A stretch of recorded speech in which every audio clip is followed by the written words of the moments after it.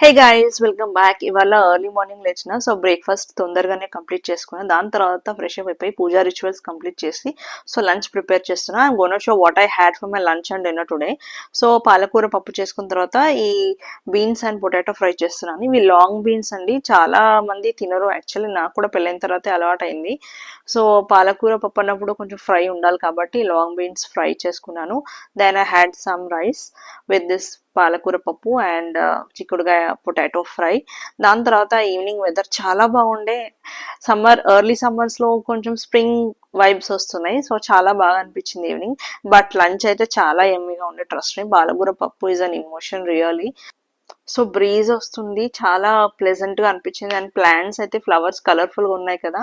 So ఇట్లాంటి ఒక weather లో ఒక వేడి వేడి బ్లాక్ కాఫీ తాగకపోతే చాలా బాగోదు కదా. సో అందుకని బ్లాక్ కాఫీ ప్రిపేర్ చేసుకొని అది తాగేసిన తర్వాత చిన్న చిన్న వర్క్ ఉండే కంప్లీట్ చేసుకున్న తర్వాత దెన్ డిన్నర్ అయితే చాలా మినిమల్ గా ఉంది. లైక్ ఫ్రూట్స్ అండ్ సలాడ్, కొంచెం బేక్ పొటాటోస్. సింపుల్ గా బేక్ పొటాటోస్ ఉంటే బాగోదని నేను కొంచెం pepper powder and chilli flakes చేసి బేక్ చేసిన. So simple and crispy dinner overall గా.